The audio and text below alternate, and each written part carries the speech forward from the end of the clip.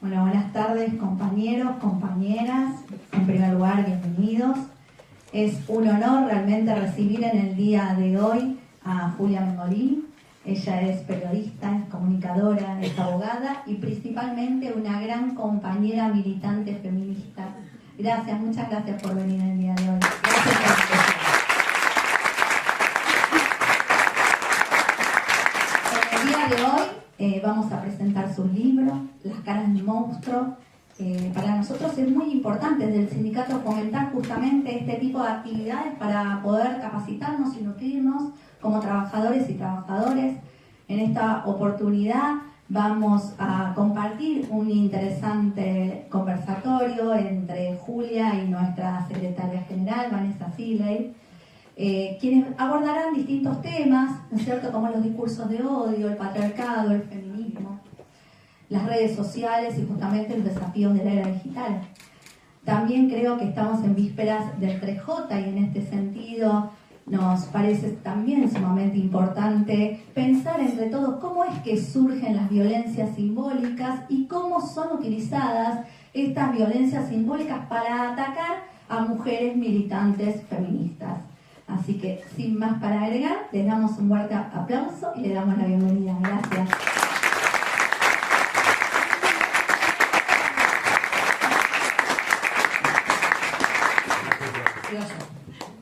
Bueno, gracias Lili. Un aplauso para Lili también. Le invitamos a subir porque es nuestra secretaria de género del sindicato y la que siempre nos incita a hacer estas actividades y nos enseña un montón. Así que, bueno, gracias Lili por todo. Bueno, para mí es un honor que Julia esté acá. Es una compañera que además, yo creo que no dice, pero es empresaria también, porque tiene su propia radio, su propia editorial, y es una militante que conozco hace mucho tiempo y que admiro y quiero muchísimo. Es un honor que estés en nuestro gremio, en serio, en nuestra casa. Yo estoy impresionada realmente, lo linda que la tenés.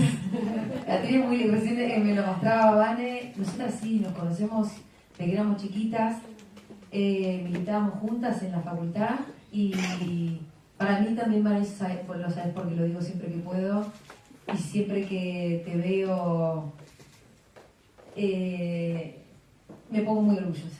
Casi como una hermana mayor, yo soy más grande que Vane y yo también siempre me acuerdo cuando el día que Vane llegó a militar en la BI, que uno no siempre se acuerda como de la primera vez que vio a alguien, ¿viste?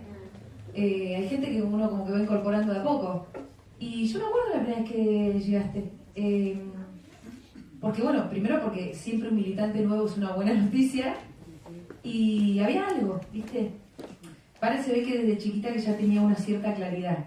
Entonces, por eso vuelvo a decir como lo lindo que tienen el gremio acá, primera vez que entro y entonces me acaba de mostrar como con mucho orgullo esa sala de reuniones de arriba y que era como wow, toda esta construcción, qué importante. Obviamente que no, la cuestión edilicia es solamente simbólica, ¿no? La importancia es la presencia de todos ustedes acá y de un armado y obviamente de una acumulación de poder de alguna manera. Así que bueno, el honor es mío. Bueno, muchas gracias Juli. Bueno, Las caras del monstruo, yo obviamente que lo leí y tengo un montón de cosas. Me gustaría que esta presentación de este libro, siempre con los compañeros y compañeras, además cuando invitamos a presentar un libro lo compramos y lo leemos. Pero bueno, esta es la presentación, tiene que invitarnos también a profundizar en la formación política y en la lectura, que nos interesa mucho eso, muy importante, porque nosotros no somos sindicalistas mutualistas, tenemos una perspectiva histórica y una identidad política. Entonces, el debate político y la formación nos parece fundamental, porque somos peronistas precisamente, ¿no? Así que primero tengo como un par de preguntas anteriores a hablar del libro en cuestión, que es ¿por qué hoy, que nadie lee, voy a hacer comillas, que nadie lee, vos elegiste escribir un libro, pero además tener una editorial y también una radio? Porque si bien es un streaming y es una radio muy canchera, muy moderna, Es una radio, muy copada, bueno, es una radio. Yo soy radio escucha, pero no es una cosa que podemos decir que es algo del pasado. Igual todo el mundo le decretó la muerte a la radio mucho tiempo y la radio nunca murió, y creo que no morirá.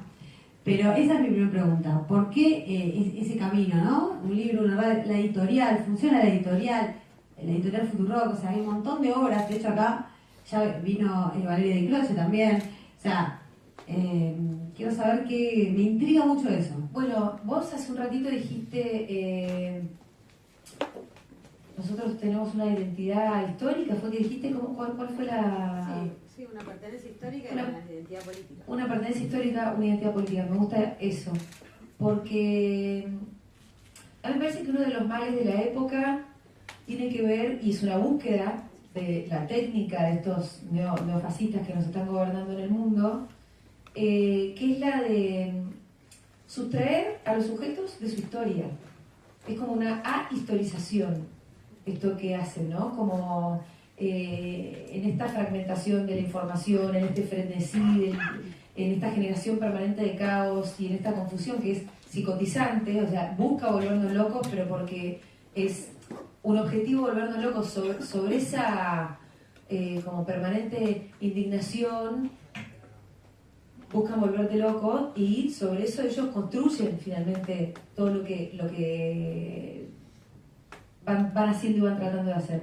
Entonces me parece como importante que nosotros reconstruyamos la historización justamente, entender nuestro pasado para poder proyectar nuestro futuro. Si vos estás viviendo en este presente continuo en el que nos obligan a vivir en esta especie de frenesí todo el tiempo, el hoy, ahora, mañana, ayer, viste que, o sea, en los grupos de WhatsApp como que nos vamos mandando un tweet por minuto, o cuando entras a scrollear podés estar como horas mirando una cosa, otra cosa, todo te indigna, todo es, va pasando algo todo el tiempo permanentemente, y eso lo que hace finalmente es esto, es como hacerte vivir un presente continuo que te saca de la historia.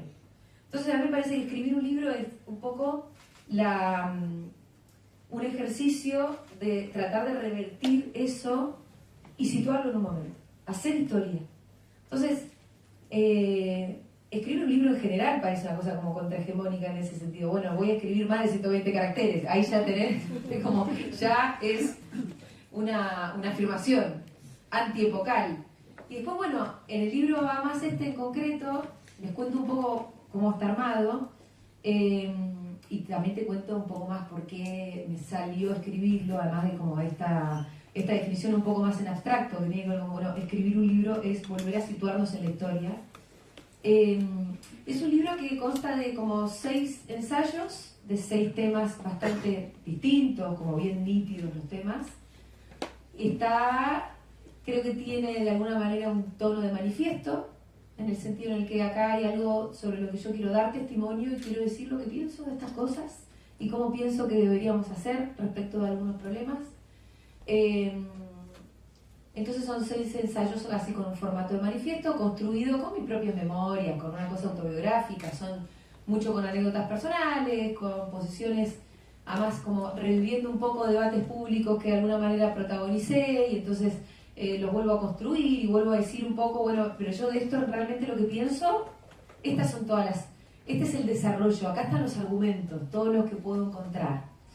Entonces también es un ejercicio de buscar argumentos, que también es contraepocal en una época donde todo es el antiargumento, porque el insulto, que es con lo único con lo que discuten, por ejemplo, los libertarios, es el argumento. Vieron que ahora se está debatiendo el tema de los impuestos. Ahora digo, se está debatiendo. Yo estoy haciendo un esfuerzo grande para que se empiece a debatir eso y se empiece a debatir eso. Entonces, ayer o hoy Milei citaba a Mises y decía, Mises decía que ustedes los zurdos son los estúpidos y Hayek decía que además son los imbéciles. Entonces era como, estás citando a tus autoridades intelectuales para seguir haciendo lo que vos siempre haces y lo único que sabes hacer es insultar. O sea, si yo voy a citar a Perón o a Marx, no voy a decir, Perón diría que vos sos un estúpido. No, qué sé yo, Perón diría tal cosa y tal cosa. Entonces es una cosa increíble, ¿no? El anti-insulto es el argumento.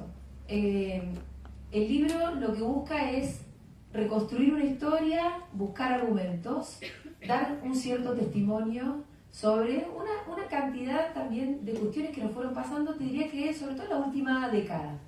para llegar a este presente, para tratar de entenderlo. Por eso creo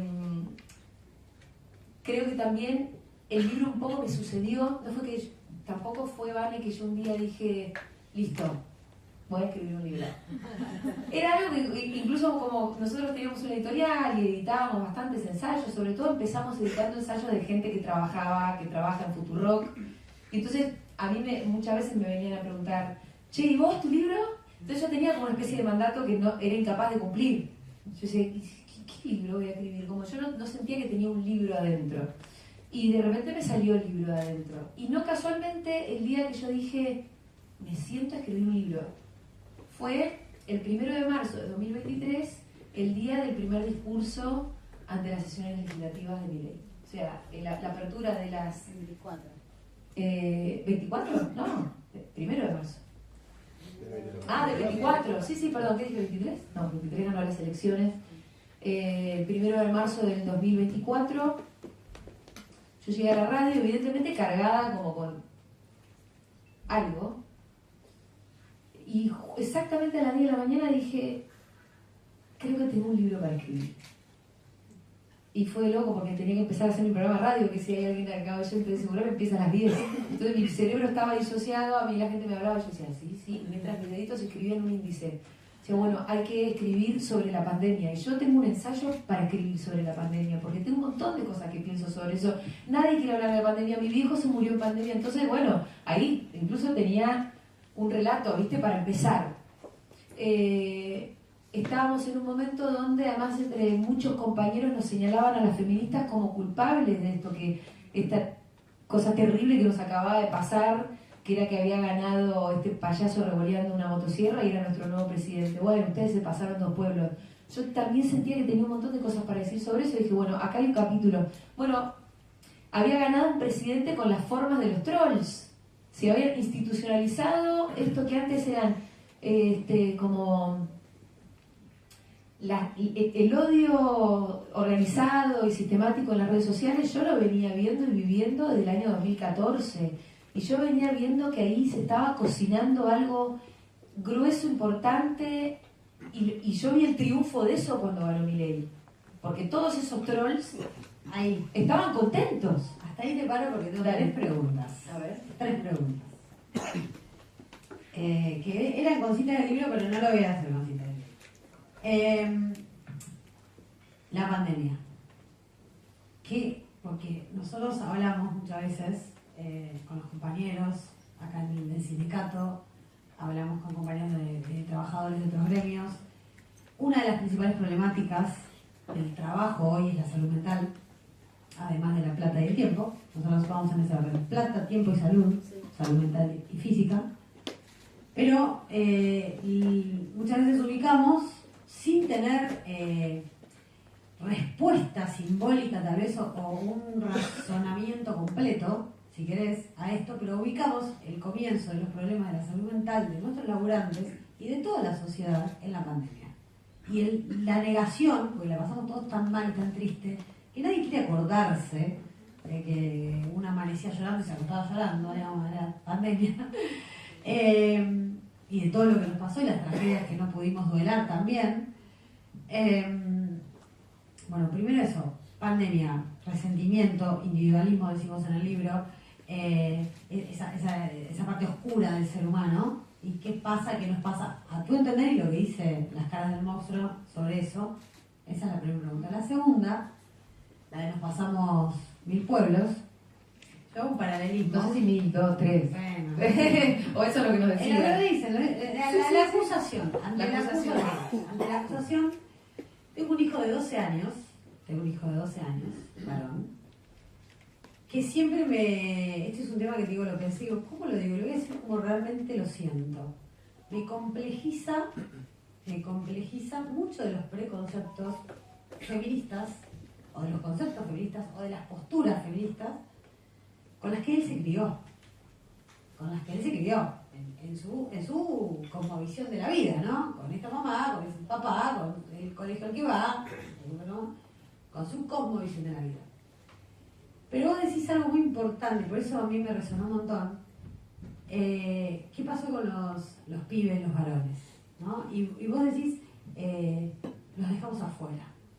Y eso me interesa un montón, porque es la mejor forma de contestar al latiguillo de nos pasamos 1000 pueblos. No, pará. Esto nos salvó a muchas mujeres, nos salvó a muchas mujeres. ¿Qué nos pasó que los dejamos a los pibes sin ese lugar, ¿no? Sin ese abrazo?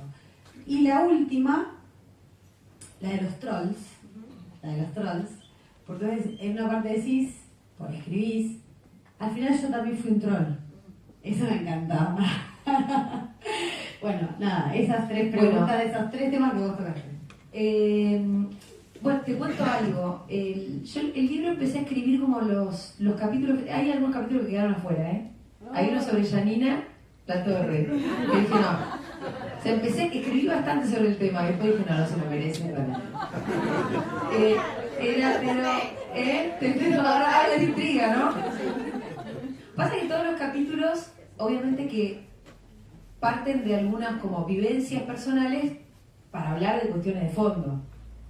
Entonces con el de Janina era un poquito, yo lo que quería era hablar de una forma de estar en el mundo.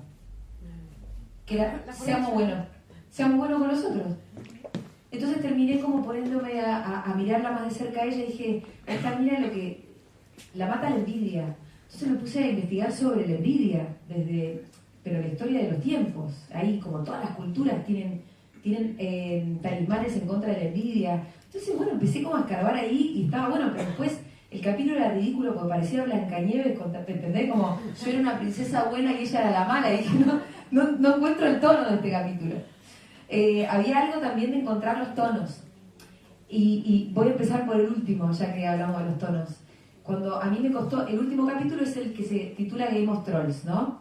Y con ese me costó un montón, uno lo escribí, lo reescribí, lo volví a escribir, porque lo que me costaba era decir, ¿dónde me paro yo? ¿Qué soy? ¿Soy una víctima? ¿Soy arrogante? ¿Voy a llorar en este capítulo? ¿O me voy a parar desde un lugar a escupirlos a todos? ¿O todo eso junto?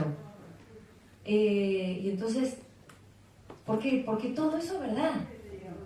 Todo eso es verdad, y al mismo tiempo era como, ¿pero qué es lo que quiero transmitir? ¿Quiero transmitir que acá hay algo escalofriante? ¿O al mismo tiempo tengo que decir, che, cáguense en esto?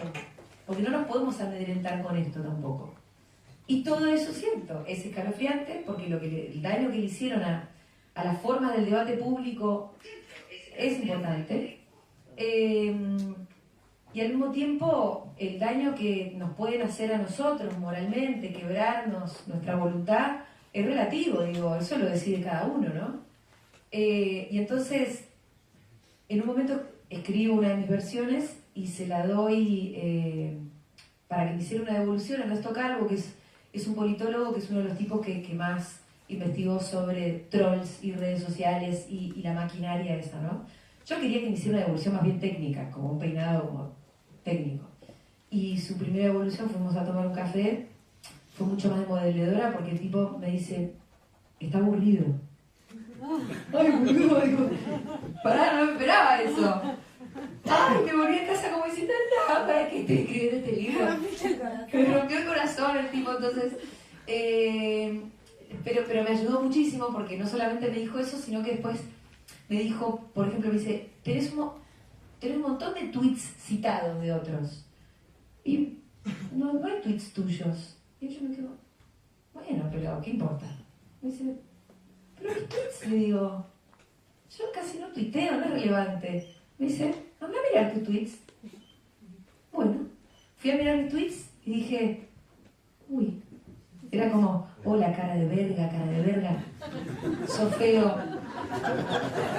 Y entonces, ahí digo, me convertí en un troll. Yo soy un troll. Y eso fue una de las claves para la reescritura del capítulo, un poco para terminar de encontrar ese tono, que el capítulo no fuera el yunque que era, porque era aburrido porque además era un bajón, ¿viste? Era todo choto. Y al mismo tiempo era una clave para pensar en esto, que es que nos colonizaron también en los términos en los que nosotros conversamos. Yo no soy una persona que esté diciendo cara de verga todo el tiempo al otro.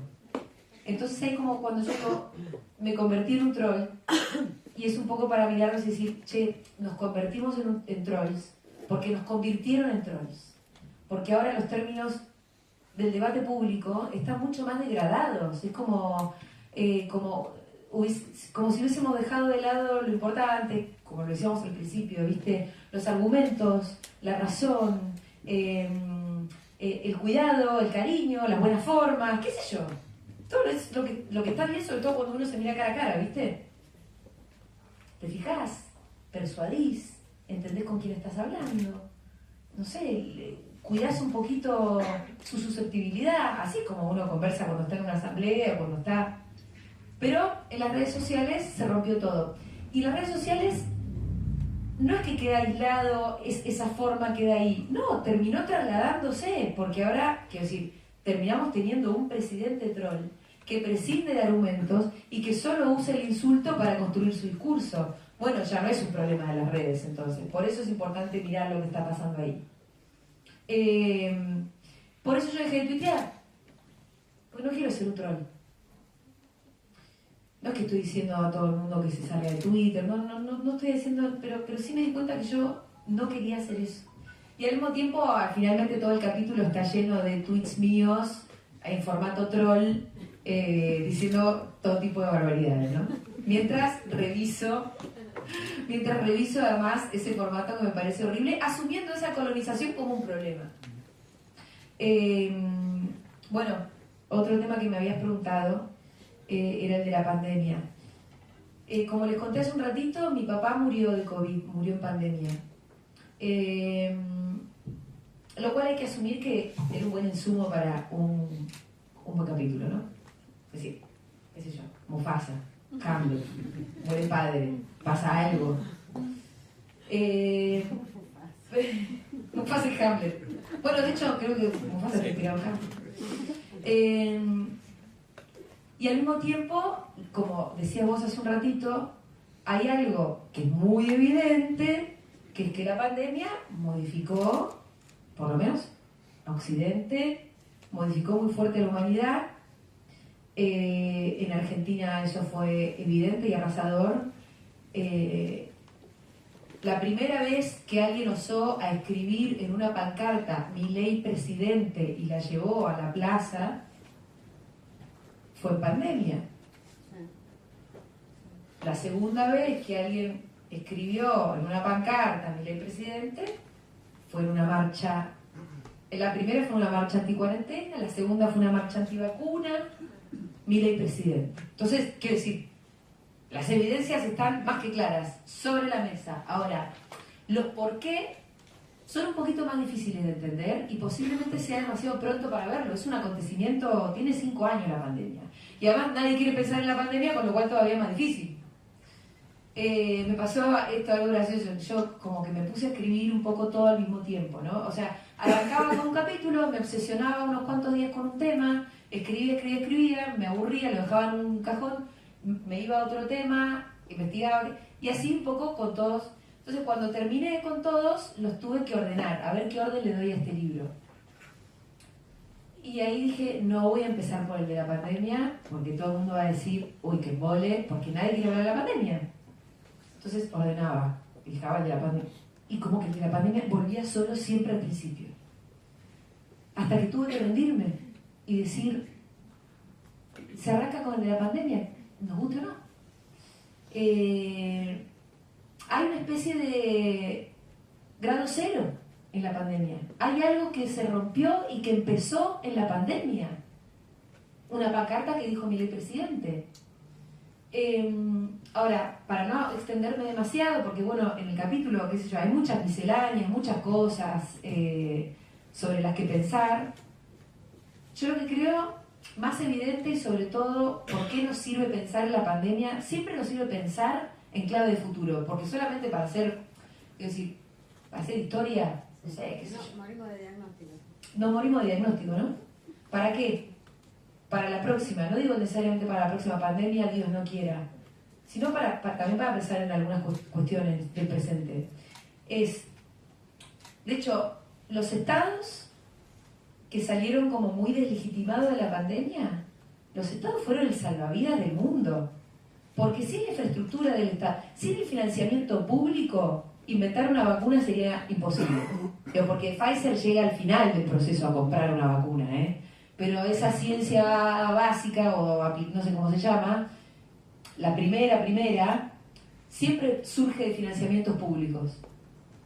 Entonces, que la humanidad en el lapso de un año haya logrado inventar como 5 vacunas diferentes para eso, es porque existen los estados. Después, que haya habido todo un sistema de salud que haya atendido a toda la gente posible, pues porque existe el sistema público acá y en la mayoría de los lugares del mundo. La infraestructura que vos necesitas para vacunar a la población mundial en tiempo récord es una infraestructura que solamente te pueden dar los estados, que incluso en su momento además nos lamentábamos muchísimo que los países más ricos tenían vacunas antes que los países más pobres, que tuvimos que esperar, pero en el fondo, bueno, los países más pobres esperamos unos meses más, o sea, en el fondo los estados lograron inventar una vacuna y vacunar a todo el mundo. Ahora los estados se ocuparon de la parte biológica y nada más que de la parte biológica de la pandemia. Desde el principio, era todo el mundo, lávese las manos porque por ahí se contagia de esta manera. No, al final póngase barbijo, el barbijo se pone acá, no se saca, todos los estados repartían barbijos.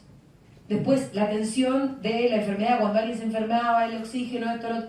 Después, la vacuna, después...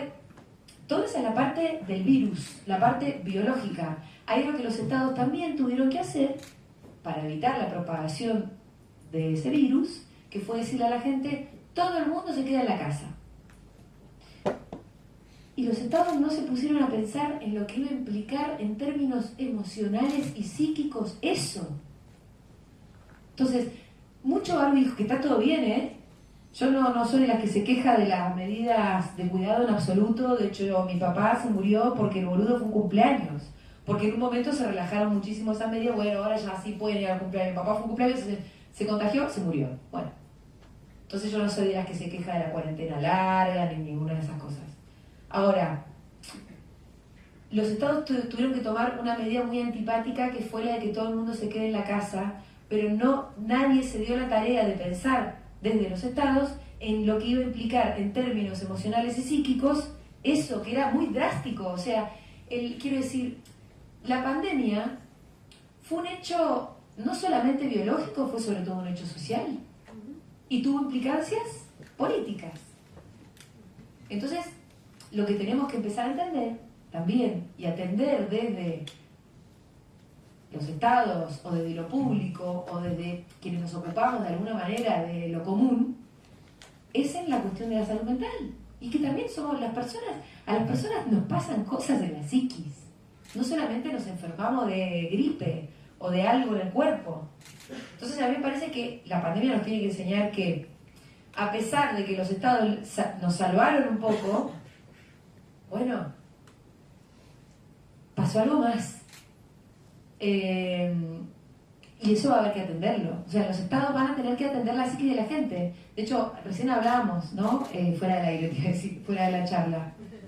Yo realmente creo que esta es una época en la que, para entender lo que está pasando, hay que entender que hubo un cambio muy profundo en la subjetividad. En la subjetividad de la época. En la forma en la que las personas entienden al mundo, se entienden a sí mismas, y por lo mismo también están absolutamente por ahí disociadas de su propia realidad. Cuando vos ves un tipo que dice, no, ahora me va peor, no llego a fin de mes, tuve que vender mi auto, me tuve que volver a vivir con mi viejo, pero yo sigo bancando a mi ley. Entonces ya no es tanto que la gente vota con el bolsillo. Entonces ya no es que nuestra solución, lo que tengamos para proponer, sea solamente un diseño de políticas públicas redistributivas, que sí, pero no solamente. Vamos a tener que pensar un poquito más en los corazones de la gente y en atender a esas subjetividades, porque si no, quiero decir, nosotros pensamos mucho que Milei ganó porque Alberto fue un desastre, porque la inflación, todo. Bueno, ahora Lula tiene todos los números para arriba. Lula, veo que no hay mucha discusión de que no es Alberto Lula, y le puede ganar el hijo de Bolsonaro. Puede pasar eso. están ahí.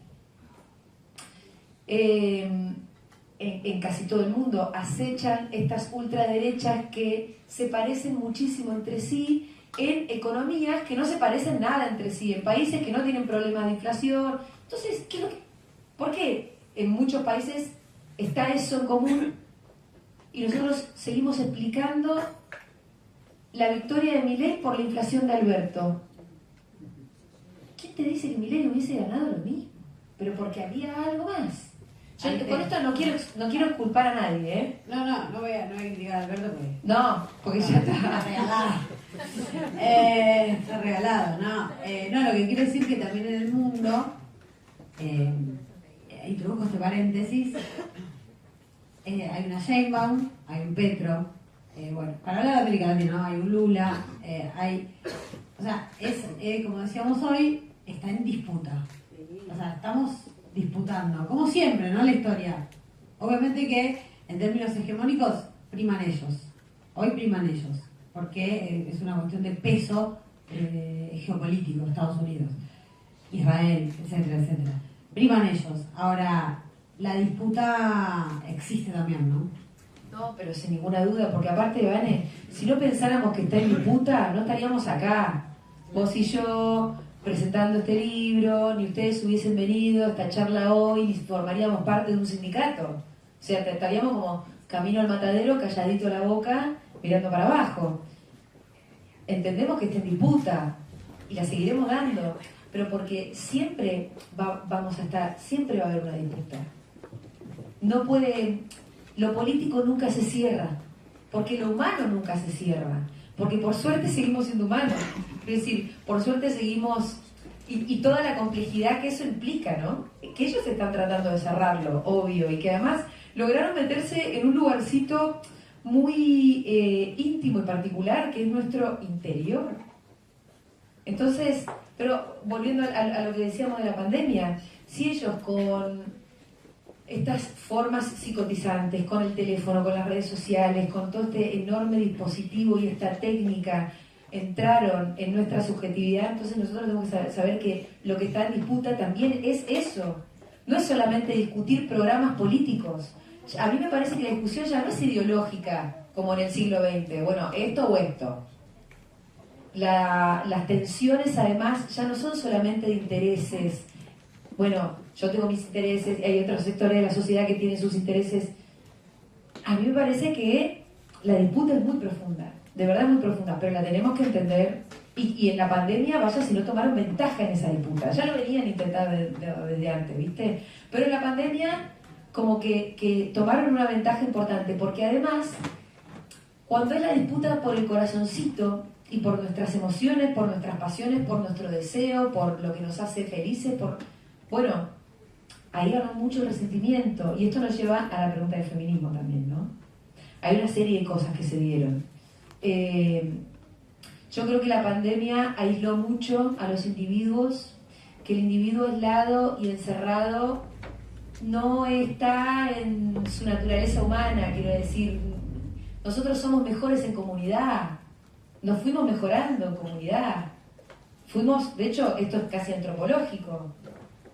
El ser humano como que fue sobreviviendo en la medida en la que había otros cuidándonos, porque si a uno se les, no sé, ¿viste? Se rompía la pata, no podía seguir caminando, bueno, nos quedamos un rato hasta que se le cure la pata. Una tenía un bebé y la otra se lo cuidaba. Y un sindicato es lo mismo. Nos cuidamos entre todos porque cada uno solito no va a poder. Entonces somos mejores en comunidad. La pandemia nos aisló mucho. Internet, las redes sociales realmente rompen nuestros lazos sociales. El neoliberalismo es experto y profesional en romper los lazos sociales, en crear falsos antagonismos, en que yo me resienta con uno que es más bien semejante por no resentirme con el que está arriba, que es el que de verdad me está cagando. Pero esa especie de guerra civil emocional, el neoliberalismo lo tiene recontradiseñado, ¿eh? O sea, hay una anécdota que es increíble. Cuando gana Margaret Thatcher en los 80 en Inglaterra, el famoso Hayek, lo conocimos ahora porque el chiflado este lo ama, pero es un tipo importante, Hayek. Hay otros que no. Cuando gana Thatcher, Hayek se toma un taxi y se va a la casa de Thatcher y le dice, lo que vos tenés que hacer es romper los sindicatos. Lo primero y principal es romper los sindicatos, le dice a Thatcher. Y Thatcher le hizo caso. De hecho existe todo un género de películas que ustedes habrán visto, que son los huelguistas de los 80, los mineros con los putos, vieron que todo eso es súper lindo, porque tiene toda una épica, toda una mística, pero ganó Thatcher. Y Hayek, en ese sentido, desde su libertarismo, la vio. ¿Cuál es el principal enemigo de las ideas estas libertarias individualistas? La comunidad. Y muy concretamente, los sindicatos. Por eso es que le dice a Thatcher, vos tenés que romper los sindicatos. No sé cómo llegué a esto, estoy como ya divagando. Pandemia. Individualismo, resentimiento, feminismo. Bueno, entonces la pandemia genera una aceleración de este proceso neoliberal de romper los lazos sociales. Imagínate, si todo el mundo tenía que estar encerrado en la casa y encima ahora teníamos internet y encima ahora teníamos redes sociales y había sucedido que el feminismo había tal vez dejado afuera a los pibes, que esta es como mi tesis, y bueno, ahí vos tenés un caldo de cultivo para que se genere resentimiento. Y sobre el resentimiento además, obviamente, claro que crecen estas propuestas de identidad fascistas. Lo mismo hizo Mussolini en los 30, lo mismo hizo Hitler. Ellos crecieron sobre el resentimiento de los soldados que vinieron rotos de la Primera Guerra Mundial. Esto lo cuenta cualquier libro de historia además, ¿viste? Eran tipos que venían realmente embullidos y que además habían sido humillados en la guerra y vinieron estos tipos con estos discursos inflamados, llenos de odio, y ahí, ¿viste? Se ve que es muy fácil sobre el resentimiento insuflar pasiones, meter, inocular odio. Se ve que es fácil, porque se ha probado y las veces que se ha probado, muchas veces le fue bien. Milei se monta también sobre un resentimiento. Ustedes vieron cuando vemos a esas bases libertarias, la verdad que ves pibe roto. O sea, lo ves, no es que yo estoy inventando algo. Viste que lo ves, decís, che, a este pibe le faltó cariño de la mamá, pero no es un lugar común, es como, no sé, hay algo, viste que... volviendo al feminismo, a mí me parece que la acusación de ustedes se pasaron 3 pueblos es falaz. Primero, porque nadie puede arrepentirse de una conquista. ¿Por qué nos lo piden a nosotras? Ningún peronista nunca se arrepintió ni pensó, nos pasamos 3 pueblos, cuando vio, no sé, el bombardeo del 55 sobre la Plaza de Mayo. Uy, nos pasamos 3 pueblos, fue el aguinaldo, no, perdón. No, ¿entendés? No pasó. Cuando se generan conquistas, es esperable que haya una reacción conservadora si algo se hizo bien. Va a pasar, pero vos te la tenés que bancar, tenés que sostener tu conquista. Lo que también muchas veces pasa es que ante la organización política, que eso fue el feminismo también, un montón de ideas que estaban diseminadas, pero que generaron un movimiento, una organización, muchas marchas, unas cuantas consignas bien claras, otras consignas un poco más abstractas, pero por lo menos un horizonte más igualitario, un programa más o menos. Cuando hay organización, es posible que la reacción también se organice. Nosotros no inventamos la reacción antifeminista, el antifeminismo ya existía. Es posible que nuestra organización haya inspirado organización. Entonces nos la devolvieron con un poco más de organización. Encontraron además, en estas ideas fascistas que son muy epocales, bueno, una representación. O sea, obvio, Milei va a ser antifeminista. Y los libertarios también. Encuentran además en el feminismo que tiene una propuesta igualitarista, por supuesto, un enemigo. ¿Cómo que no? Ahora, eso a nosotros nos tiene que condecorar. No, pichón, no complejar. Ay, no, Milei me considera su enemiga, me tengo que arrepentir. Pero ¿qué razonamiento es ese? Milei en su primer discurso en Davos, su primer discurso ahí donde se juntan todos los ricachones, lo primero que dijo fue: el feminismo y las ideas progresistas woke son las enemigas de la libertad. Bueno, me la voy a empezar a creer entonces. Sí, claro que somos tus enemigas, pero por supuesto, nosotros pensamos exactamente lo contrario a lo que vos pensás. Entonces, esta especie de psicopateada interna de se pasaron 3 pueblos, no muchachos, pero por supuesto que iba a haber reacción, porque hubo algunas conquistas, pero los planteos estuvieron bien, las conquistas también. No me hagas arrepentir de una conquista, pero ¿qué clase de psicopatía es esta?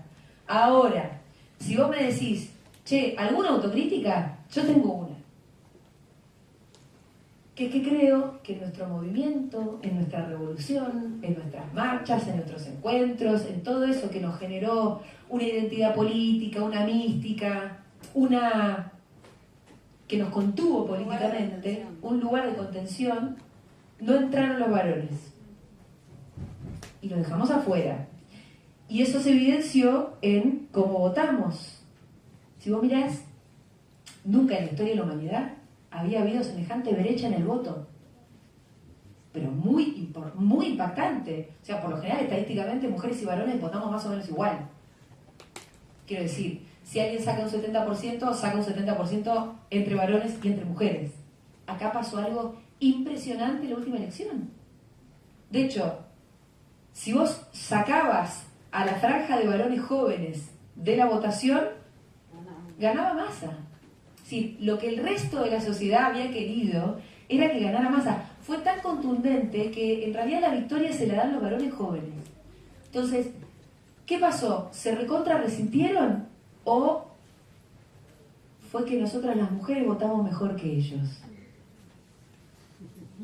Porque nos tomamos un antídoto antifascista. ¿Cuál fue el antídoto antifascista?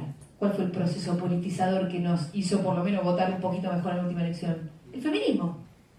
Entonces yo a los compañeros que nos critican le diría, chicos, capaz que sin feminismo Milei ganaba con el 80%, eso es lo que podía haber pasado. Porque si las mujeres hubiésemos votado como votaron los varones, entonces la diferencia hubiese sido todavía mayor. Pero entonces, de vuelta, en clave de futuro, ¿para qué me sirve pensar esto? Para decir, che, para la próxima convidemos el antídoto antifascista, es decir, incluyamos a los tipos en esa identidad política. Por ahí es muy fuerte decirle que sean feministas, pero no debería. No debería, pero incluyámoslos.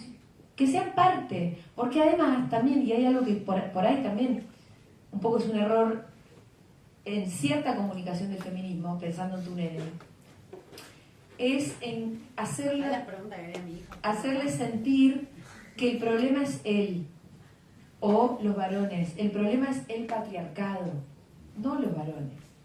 Y además en que en el proyecto que nosotros tenemos en la cabeza, él está incluido, no es mi enemigo, y no solo eso, sino que el mundo que yo propongo te incluye todavía mucho más. Te va a hacer mejor persona y todos lo vamos a tratar mejor. Y para vos también va a ser más hermoso. Porque la posición dominante, por ejemplo, una pareja, no pensemos en grandes cosas. Porque yo creo que hay otra cosa que nosotras dejamos que estuvo bien. Además de algunos derechos bien concretos como el derecho al aborto. Yo creo que nosotras dejamos mejores relaciones interpersonales entre varones y mujeres. Estoy segura. Las relaciones ya no son como eran. Antes, qué sé yo, cualquier laburo, la mina era pero mucho más maltratada. Era mucho más común que pasar una mina con buen culo y por ahí uno le tocara el culo y que qué buen culo que tenés. Digo, que el macho pusiera esa hombría sobre la mesa para humillar a las mujeres en el laburo era algo mucho más común. Eso ya no existe en ningún ámbito de trabajo, ni siquiera en lo de derecho. O sea, y esto fue transversal, y esto fue gracias a nuestro movimiento. Nosotras mejoramos las relaciones. Las hicimos mucho menos abusivas, las hicimos más igualitarias. Eso fue como muy micro, pero muy capilar. Y estaría bien empezar a pensar en cómo llevamos esa idea de relaciones más igualitarias, más copadas, y se las traslademos a nuestros pibes, y después también la podamos trasladar a una cosa más macro, ¿no? A que la igualdad que nosotras proponemos, también llevarla como ejercicio sociológico a una igualdad también de clase, a una igualdad entre, qué sé yo, entre distintos segmentos de la sociedad, porque ahora el gran quilombo que tenemos que solucionar en términos planetarios es la desigualdad. Y las feministas hablamos de igualdad entre varones y mujeres, pero en general también. Si nosotros no solucionamos el hecho de que los 4 tipos más ricos del mundo concentran la misma riqueza que la mitad de la población más pobre, pero entonces este planeta no es viable, no es vivible, no va a ser posible, no es sustentable. Vamos a tener que plantearnos seriamente la cuestión de la igualdad. Y las feministas lo venimos haciendo como un ejercicio desde hace mucho tiempo. Entonces, lo que creo es que nosotras tenemos mucho, mucho para aportar. Bueno, muy bien, un aplauso.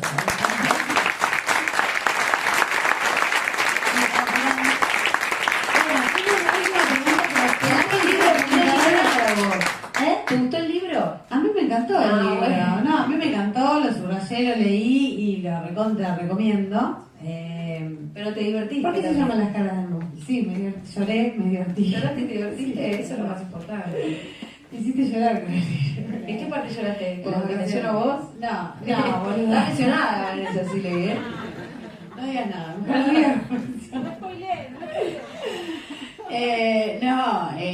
Para el las número- cartas de tu viejo, de amor y toda esa parte. Está bueno, entonces. Hermosa, hermosa parte hermosa.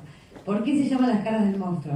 Mira, el libro ya estaba terminado, la tapa estaba diseñada, así tal cual está ahora, y no tenía título. De hecho, ¿vieron esa, cómo se llama ese lenguaje para diseño que empieza Lorem Ipsum?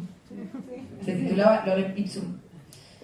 Y no estaba el título, no estaba el título. Yo lo buscaba en mi cabeza y en un momento estaba andando en bicicleta y me acuerdo de una frase que está en el último capítulo donde estoy hablando de las redes sociales, no sé qué, y digo, bueno, ahora hay que mirarle la cara al monstruo, porque ahora ya estamos en un quilombo. Ahora hay que mirarle la cara al monstruo. Entonces pensé, la cara del monstruo. Y después pensé, en realidad el libro contiene un montón de monstruos. Y entonces pensé, bueno, el monstruo de las redes sociales, el monstruo del fascismo, el monstruo de los unicornios, el monstruo del patriarcado, la pandemia. El libro tiene un montón de monstruos. Entonces me fijé en el documento, con el F5, no, ¿cuál es el que buscas? ¿El buscador? Sí. Control F, gracias. Control F, la palabra monstruo. Y aparecía 7 veces.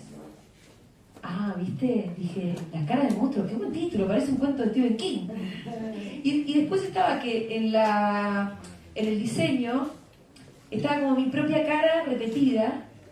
Entonces estaba este juego muy ambivalente que la gente puede pensar que yo soy ese monstruo. Un poco hay un monstruo que ellos hacen de mí, ¿no? Como todo el tiempo en esta demonización permanente de la deshumanización, donde, viste, construyen esta especie de criatura todo el tiempo con sus recortes, una criatura que se pelea con los tenistas, que se pelea con los granaderos, una serie de boludeces. Entonces, la ambigüedad, sí, el monstruo era un poquito yo, de alguna manera, pero bueno, el monstruo, sobre todo el gran monstruo, es el odio organizado. Qué bueno animarse a escribir un libro. Qué bueno animarse. Bueno, sí, salió. Felicitaciones por eso. Gracias. Y mi última pregunta es, a lo largo de todo el libro hay una historia de una militante, o sea, es, como dijiste, es sociológico, porque describe el estado social, es político, es autobiográfico,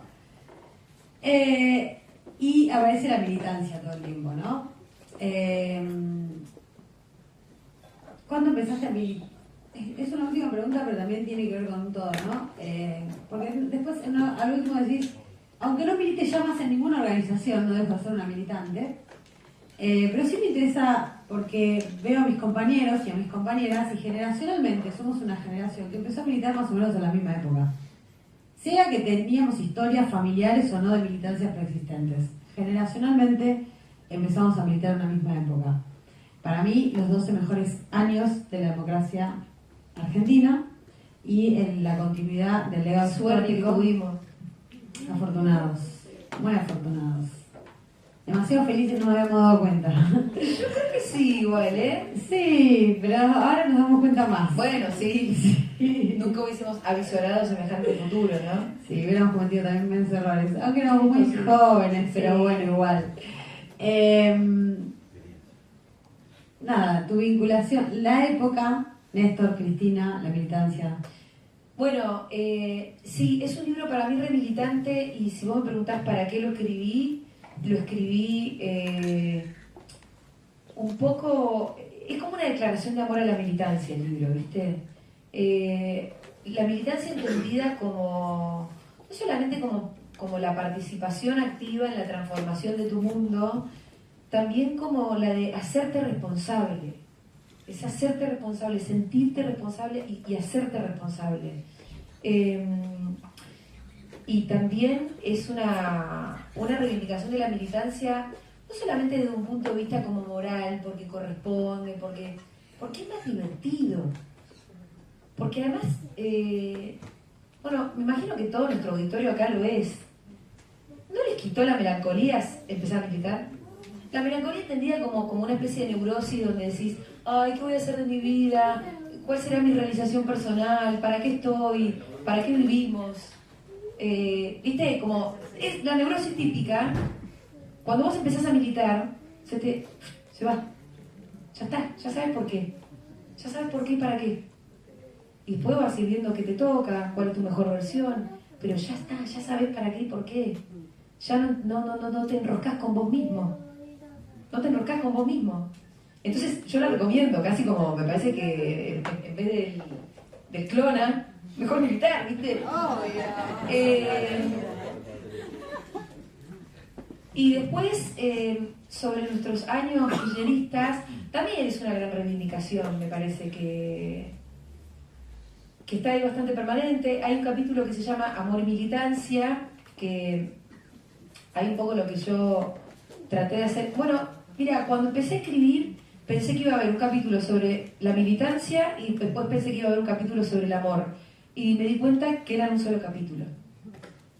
Cuando me puse a escribir, me di cuenta que en realidad, por lo menos en mí, digo, no en todas las historias va a ser igual, pero en mi historia personal eran una misma cosa. Pero porque además yo la primera vez que me enamoré de verdad, me enamoré de un compañero militante, y la segunda vez que me enamoré de verdad, me enamoré de un compañero militante, y con los dos, nuestros proyectos militantes, con el primero, la pareja estaba absolutamente como inserta en esa agrupación, en esos objetivos, la pareja se comparte además como con los otros compañeros,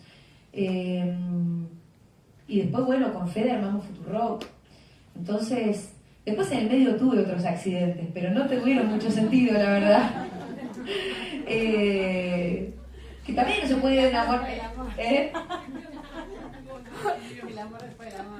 Bueno, pero hasta ahí, ¿viste? Que yo me enamoré, pero no funcionó. Porque funcionó cuando hubo un proyecto que iba un poco más allá de la pareja.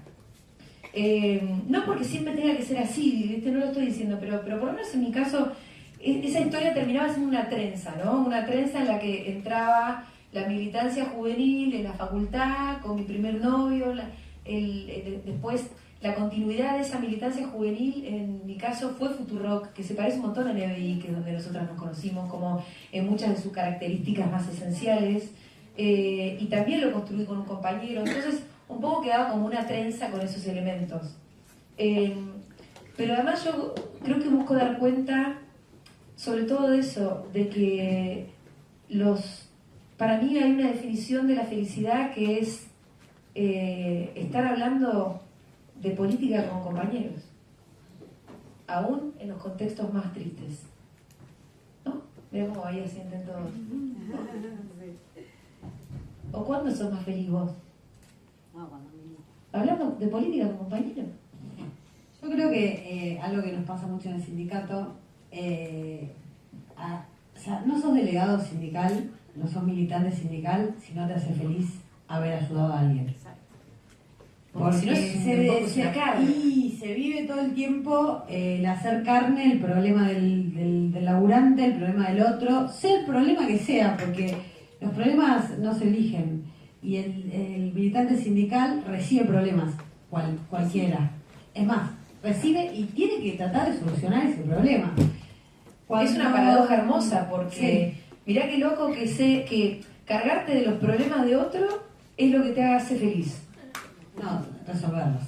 Bueno, Resolverlos. tenés razón, ¿cómo es? O sea, cargar solamente no, resolverlos. Pero bueno, sí, hacer feliz a otros, ayudar a otros. Yo creo que ayudar a otros es algo que para ser militante sindical te tiene que hacer feliz, porque si no lo puedes hacer. Si no lo puedes hacer, es muy costoso todos los días. Pero bueno, muchas gracias Julia por estar acá. Voy a leer hasta terminar.